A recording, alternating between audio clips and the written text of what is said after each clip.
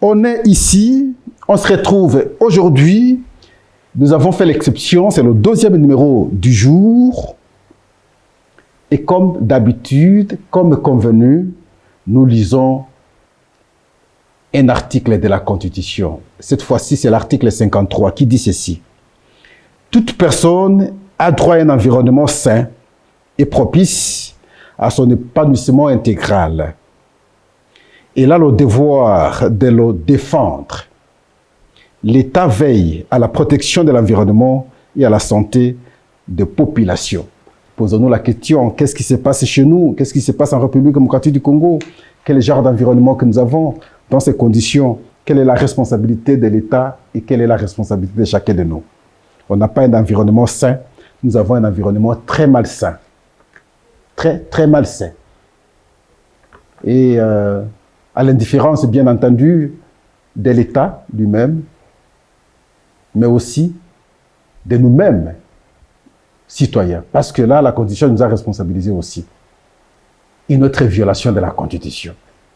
Violation ou non-application de la disposition de la Constitution. En tout cas, merci. On se retrouve. Vous savez, en tout cas, c'est ici, s'il vous plaît. Pas ailleurs, ici d'abord. Nous avons une question que nous avons estimée, nous estimons, et tout le monde a suivi hier, qui a surpris beaucoup de gens. La gestion de l'archidiocèse de Kinshasa.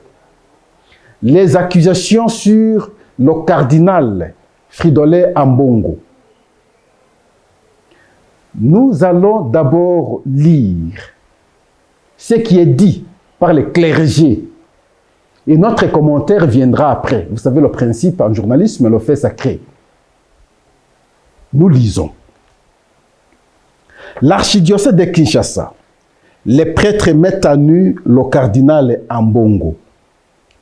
Et ils disent, depuis 2018, où il a été créé cardinal, sa gestion est à l'origine de malaise persistant et exacerbé au sein des clergés de la capitale qui décrivent cette gestion en 3 points. Qu'est-ce que je dis? En 7 points. Par sa gestion, les relations avec les prêtres sont de plus en plus toxiques. Il y a une différence dans les cas de deuil des parents et même de maladies, de prêtres bien entendu. Manque de confiance et considération envers les abbés. Donc le cardinal ne sait pas respecter les abbés. Non-respect des structures établies par l'archidiocèse et donc par l'Église catholique. La politique de gestion est très opaque. Il n'y a pas de transparence dans la gestion. Aucune évaluation de la redevance. Et donc, pour les prêtres, ils disent, depuis plus de 2-3 ans, les paroisses de Kinshasa sont tenues de payer au titre de redevance les sommes pouvant aller jusqu'à 20 000 $ par an. Mais cela sans que les paroisses puissent bénéficier d'un service en contrepartie, ni rétrocession. Et l'argent prend une décision non retracée. Et donc, ils estiment que l'argent va entre les mains du cardinal qui ne sait pas rendre compte. Ils évoquent ici les recettes de Sainte-Anne. Parce qu'à Sainte-Anne, vous savez, il y a banque, il y a école, il y a beaucoup d'activités. Toutes ces recettes, les clergés de l'archidiocèse de Kinshasa ne savent pas quelle direction prennent ces recettes. Centre Béthanie ou autre activité. Vous savez, l'Église catholique a beaucoup d'écoles pratiquement dans toutes les paroisses. Et ça génère des recettes. Tout ça, les prêtres s'interrogent et disent où partent ces sommes d'argent. Vous savez, il y a des antennes des sociétés de télécommunications érigées dans certaines paroisses, où bien entendu ces sociétés payent. Et l'Église reçoit l'argent, mais jusqu'ici, on ne sait pas retracer où part cet argent. Et les prêtres exigent l'évaluation. Sa gestion a causé beaucoup d'inégalités et de discriminations qui ne favorisent pas la fraternité et la cohésion parmi les prêtres qui sont au four et au moulin pour maintenir l'Église à Kinshasa face, n'est-ce pas, à la pluralité des églises de réveil. Et donc, ce comportement n'a pas créé l'harmonie, l'unité entre les clergés, et aujourd'hui, ça pose problème. Il n'y a pas une fraternité, il y a l'inégalité. Ça veut dire qu'il y a d'autres qui se retrouvent, d'autres ne se retrouvent pas. Et ils se disent mécontents d'observer une telle scène. Ce qui se passerait dans le monde ne peut pas se passer dans l'Église, et nous voyons ce qui se passe dans l'Église. Et selon l'abbé Okalema et ses confrères, la vie spirituelle, c'est ce qui est plus important d'ailleurs pour une Église, au sein de l'archidiocèse, pâtit très sévèrement à cause de la gestion de son pasteur, ça veut dire ici du cardinal Fridolin Ambongo. Je reprends.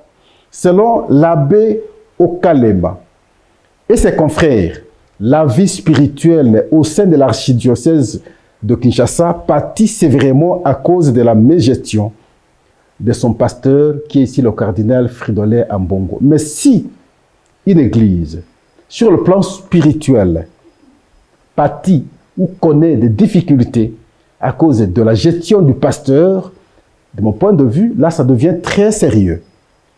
Sa gestion fait des ravages sur le plan alimentaire et sanitaire. Pour les prêtres, depuis que le cardinal Ambongo est cardinal, l'aspect alimentaire et l'aspect sanitaire posent problème. Et donc, les prêtres ne mangent plus bien. Maintenant, beaucoup de prêtres vont manger dans leur famille. Les prêtres ne sont plus pris en charge par l'Église normalement, comme à l'époque. Et même lorsqu'ils sont malades, les prêtres ne sont plus pris en charge correctement par l'Église.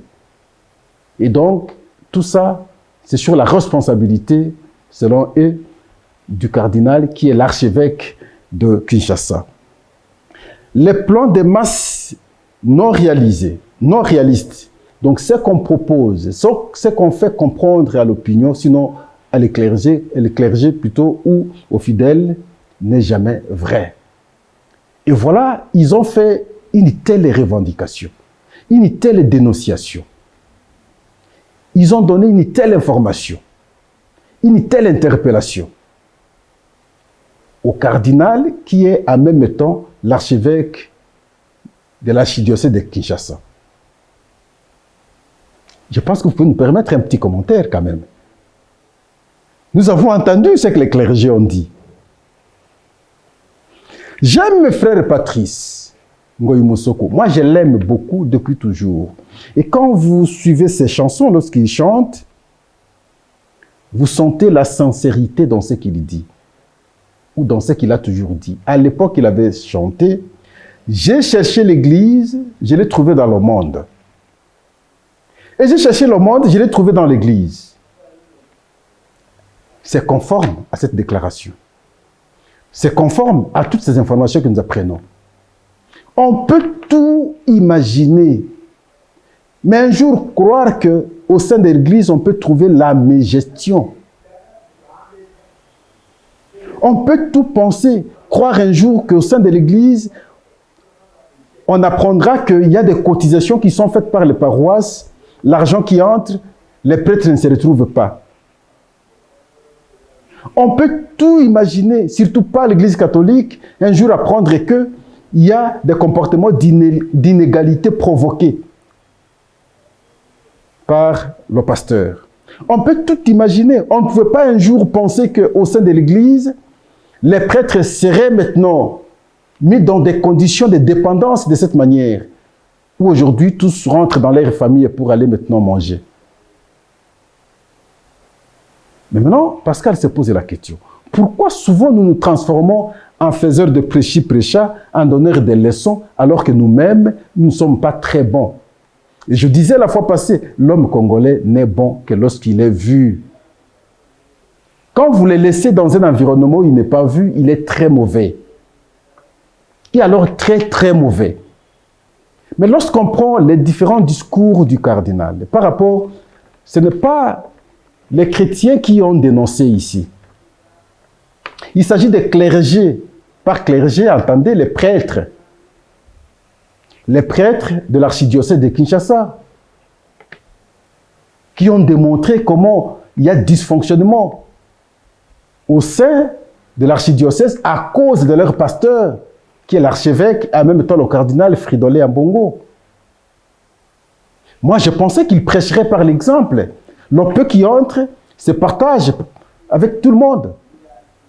Mais si les paroisses produisent autant d'argent, comme nous apprenons ici, par an, par paroisse, au moins 20 000 $ américains, multiplié par le nombre de paroisses.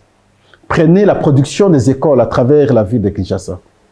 Prenez le nombre d'antennes installées dans les différentes paroisses à travers la ville de Kinshasa.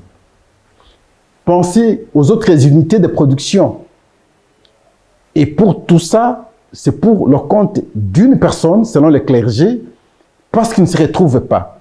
Parce qu'ils ont parlé, manque de rétrocession et manque de ceci ou cela. Mais je pense que ce n'est pas bon. Ça n'affiche pas une bonne image pour l'Église. Ce n'est pas une bonne image pour l'Église. Moi, je pensais qu'on nous prêchait la pauvreté hier à l'Église, alors qu'à l'Église, il y a des oligarques et des gens qui gagnent l'argent. Je ne pensais pas que cela serait vécu dans l'Église. Le peu qu'on parvient à mobiliser à la fin du mois comme à la fin de l'année, mais permettrait à l'Église de fonctionner normalement. Et l'Église, pour qu'elle fonctionne, il y a des animateurs qui font fonctionner l'Église. Les paroisses, pour qu'elles fonctionnent, il y a des animateurs qui font fonctionner les paroisses. Ici, je vais citer les prêtres, les clergés, bien entendu. Et lorsque ces gens voient le degré de la production, mais en contrepartie, ils ne gagnent rien. Et voilà, ils ont beaucoup supporté, ils ont beaucoup encaissé, ils sont aussi des humains, et voilà, ils ont mis la question à la place publique. Mais j'aurais bien voulu que cette question se gère à l'interne, et maintenant c'est à la place publique. Mais lorsque c'est mis à la place publique, permettez-nous aussi d'analyser. Et c'est comme ça que Pascal pose la question. Le cardinal, seriez-vous encore prochainement fiers de prêcher les gens, de dire ce que vous disiez hier? Sinon, Pascal ne dit pas que ce que vous disiez hier était mauvais. Je dis ce que vous disiez hier, c'était bon, parce que ça nous interpelle, nous tous, à pouvoir comprendre ce que nous devons faire pour notre pays. Mais simplement, je pensais que vous alliez être un bon exemple. Mais déjà là, vous êtes un mauvais exemple. Alors, ne dites plus rien. Laissez les autres le dire. Comment on vous trouvera sérieux à partir du moment où votre propre gestion pose problème? Moi, j'avais fait mes investigations à son temps. Avant que vous ne soyez sacré cardinal, vous avez été dans le diocèse de Kolé, chez moi. Là aussi, vous n'avez pas une bonne image, monsieur le cardinal. J'informe à l'opinion, quand vous interrogez les prélats, les clergés, les prêtres du diocèse de Kolé, ils vous diront que il est bon, sauf un bon gestionnaire. Je le disais hier, beaucoup ne me comprenaient pas. Pensaient comme si il y avait quelque chose. Mais je suis un chrétien catholique. Je respecte mon père spirituel. Mais simplement, je sais que mon père spirituel, c'est un humain.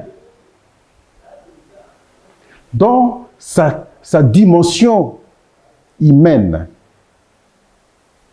parfois, il ne sait pas comprendre que les actes des humains peuvent aussi avoir des limites. Et lorsqu'il apportait ces critiques, vous sentiez comme si c'est un saint qui s'adresse maintenant aux humains. Mais aujourd'hui, on se rend compte qu'on est homme, on n'est jamais saint ici. Je ne sais pas comment cette situation sera réglée à l'interne, ou face aux différentes paroisses. Sûrement, ça nous fait mal. C'est honteux parce que depuis toujours, on n'a jamais entendu une telle réclamation, une telle dénonciation de la part des prêtres contre un archevêque, contre un cardinal. C'est la première fois. Mais quelle conclusion nous pouvons tirer cette fois-ci? Ça veut dire que les autres étaient meilleurs. L'actuel alors est comment? À chacun de pouvoir dire ce qu'il pense est très bon de dire. Mais moi, je me sens gêné de le dire. Mais simplement, je souhaite que la question se règle à l'interne. Que la question se règle à l'interne. Je reviens à ce que j'ai dit le matin, sinon bien avant cette émission. Je m'interroge sur les critères qui fondent le choix des animateurs.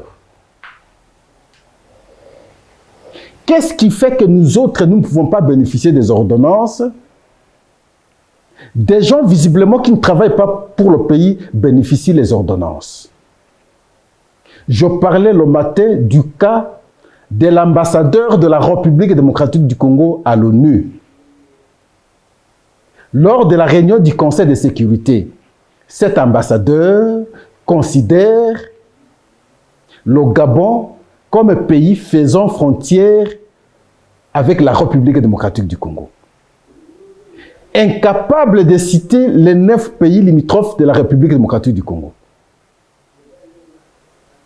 Je me suis dit, alors c'est quoi? Lorsqu'un ambassadeur, censé représenter son pays, censé, dans la représentation, connaître maintenant les 4 coins du pays, censé maîtriser la vraie géographie de son pays, censé maîtriser également l'histoire de son pays, incapable d'identifier les 9 pays qui font frontière à la République démocratique du Congo. Pensez-vous, un tel monsieur, nous défendre valablement? Question de suivre également son articulation. Il va avec beaucoup d'hésitation dans ces conditions. Pensez-vous vraiment que sa défense peut convaincre les autres membres? C'est de cette façon, souvent, lorsque une articulation pertinente provient du Rwanda, semble dominer nos points de vue, parce que le choix des gens que nous avons envoyés dans ces concerts des nations, le choix n'aura pas été conséquent. Je crois qu'il faut connaître les gens qui, lorsqu'ils parlent devant les autres, ils peuvent être facilement écoutés, ils peuvent convaincre très facilement aussi. Le doute qui pouvait habiter l'esprit des décideurs peut être enlevé et considérer les propos d'un ambassadeur qui représente valablement la République démocratique du Congo. C'est une question de vie de la nation. En ce qui concerne la question de l'Est, mais nous devons avoir cette personne qui, dans sa défense, il fait démontrer clairement qu'il s'agit de l'agression et il y a la présence rwandaise sur le sol congolais. Mais lorsque vous avez des gens qui appellent 2 phrases et le reste, c'est, en tout cas, vous cherchez à comprendre qu'est-ce qu'il veut dire, je pense que cette fois-là, on ne rend pas service à la nation. Voilà pourquoi Pascal, après avoir suivi ces confusions d'un haut représentant de la République démocratique du Congo aux Nations Unies, où il considère que le Gabon, c'est un pays frontalier à la République démocratique du Congo, je me suis dit, waouh, mon pays. La vidéo est là, vous suivez la vidéo. Pascal ne dit pas pour le besoin de dire, mais suivez la vidéo vous-même, s'il vous plaît. Depuis quand le Gabon a des frontières avec la République démocratique du Congo? J'aurais voulu que mon fils, qui est en 2e primaire, tienne de tels propos. J'aurais voulu que ma fille, qui est en 4e primaire, tienne de tels propos. Mais quand c'est un ambassadeur, ça m'inquiète. Et j'ai peur à ce stade où nous devons défendre valablement le pays et très sérieusement le pays. L'argument tiré de la persécution des populations rwandophones en République démocratique du Congo est un argument fallacieux. Parce que la République démocratique du Congo est bordée par 9 pays et les populations de ces 9 pays se retrouvent à l'intérieur de la République démocratique du Congo, ce qui forme en fait la République démocratique du Congo. Donc nous avons chez nous des Angolais, nous avons des Gabonais, nous avons des Centrafricains, nous avons des Sud-Soudanais, nous avons des Rwandais, nous avons des Burundais, nous avons des Zambiens. Tous les pays limitrophes au nombre de 9 ont leurs ressortissants en République démocratique du Congo et vivent paisiblement avec les populations congolaises. Donc il est absurde de croire qu'on ne s'en prendrait qu'aux populations rwandophones. Pour quelles raisons? Parce que nous ne voyons vraiment pas de raisons valables de nous en prendre aux populations rwandophones. S'il vous plaît, tenons compte des bons choix, s'il vous plaît. Choisissons les meilleurs, s'il vous plaît. Les meilleurs pour la défense du pays, s'il vous plaît. Évitons la traîtrise, ce pays est trop piégé. Le Rwanda a des lobbying partout. Le Rwanda sait que c'est aux États-Unis qu'il faut maintenant renforcer sa présence par des gens qui savent défendre sa nation. Des traîtres sont partout, dans notre armée, dans les services de sécurité, en politique et partout. Ne tombons pas dans les erreurs pour faire le choix sur les traîtres contre notre pays, s'il vous plaît. Au front, ça ne marche pas souvent parce qu'il y a des gens qui travaillent contre la République démocratique du Congo qui ont le commandement de l'armée. Ce n'est plus une question de secret. Tous les militaires le disent. Nous pensons que les décideurs écoutent. Pas seulement nous qui apprenons, c'est que les militaires le disent lorsqu'ils sont au front. Les décideurs également entendent. Aujourd'hui, ce n'est pas comme à l'époque. Non, ça a tout changé. L'autre élément, en fait, c'est le cas de l'UDPS. Je pense qu'on résume. Le cas de l'UDPS. Comment comprendre que des gens bénéficient des responsabilités, mais jamais penser au parti qui les envoie? Mais c'est aberrant. Vous aviez suivi tout ce qui s'est passé à Mwanda. Les gens réclament simplement parce que le gouverneur sort son gouvernement et ne prend pas quelqu'un de la fédération de l'UDPS Mwanda. On a saccagé le siège, les images sont là. Suivez. Comme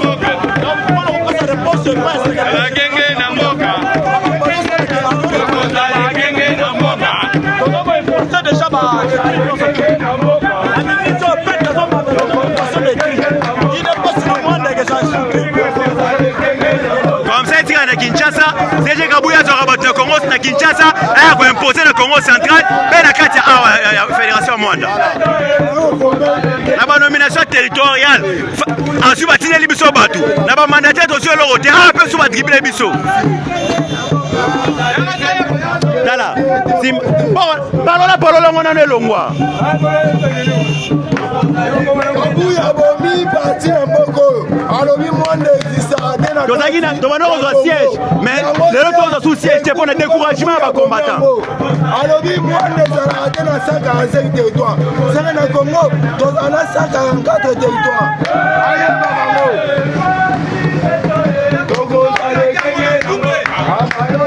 Doublé, la fédération de Mwanda.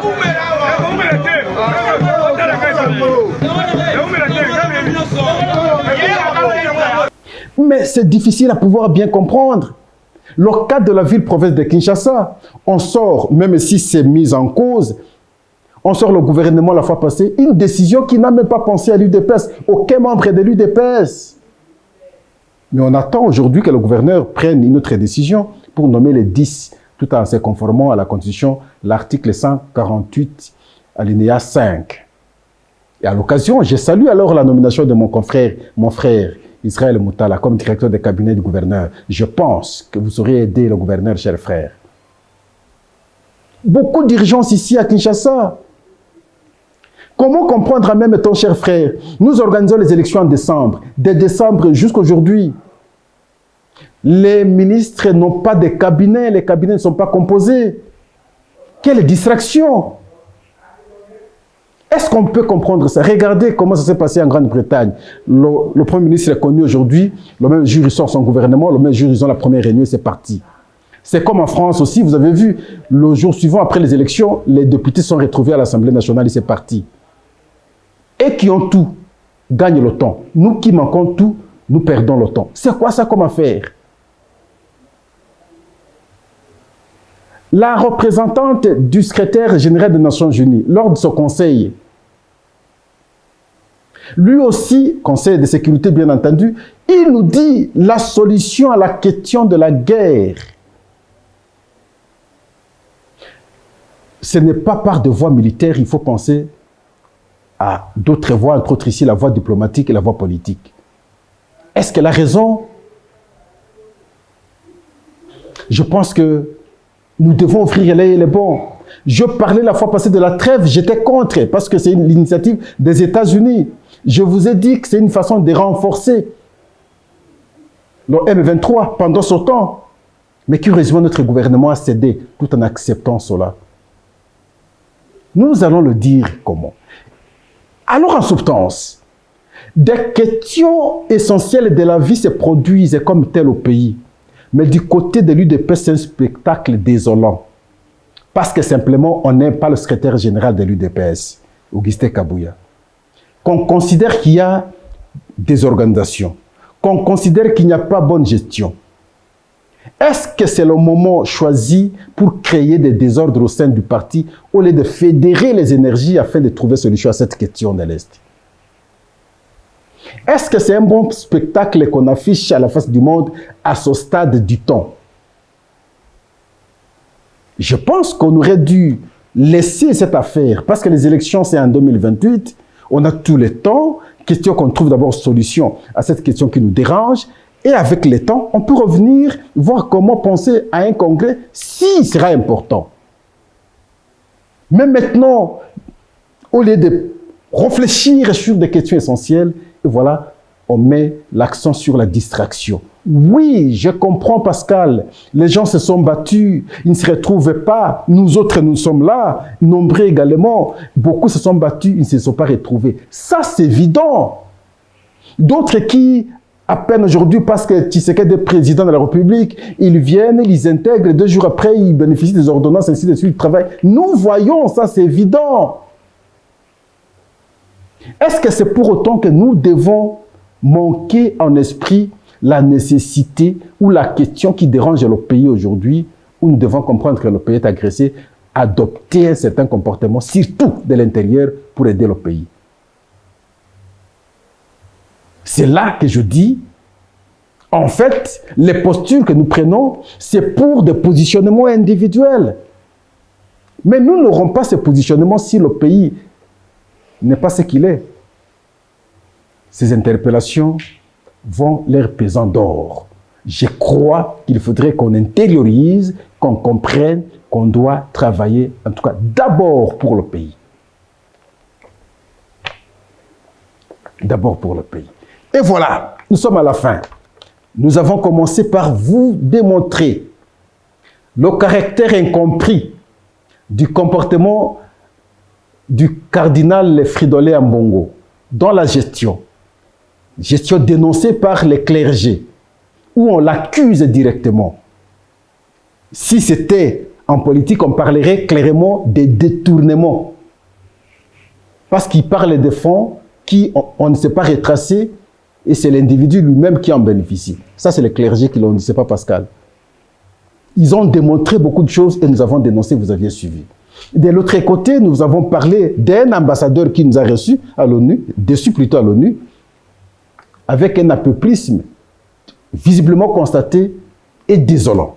Et autant du côté de l'UDPS, nous avons démontré également le comportement des frustrations qui, en fait, oui, peut être justifié, mais le temps, l'opportunité pose des problèmes parce que ce stade, le pays est agressé, le parti au pouvoir prêcherait par l'exemple. Et alors, à notre niveau, nous vous disons simplement merci. S'il vous plaît, n'allez jamais ailleurs. Prenez l'émission. Si vous voulez, partageons l'émission. Soyons plus nombreux, commentons, analysons, pour que la communauté soit de plus en plus élargie. C'est pour l'intérêt de tous. Le point de vue que nous donnons ici peuvent ou vont aider les décideurs à pouvoir comprendre que le choix qu'on fait parfois sur les individus ne sont pas meilleurs. Il faut revenir à la raison pour que les choix soient meilleurs.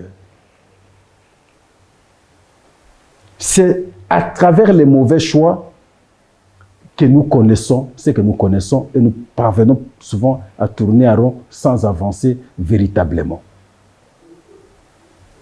En tout cas, merci. Nous vous disons merci par ailleurs, ici. Au revoir, à la prochaine.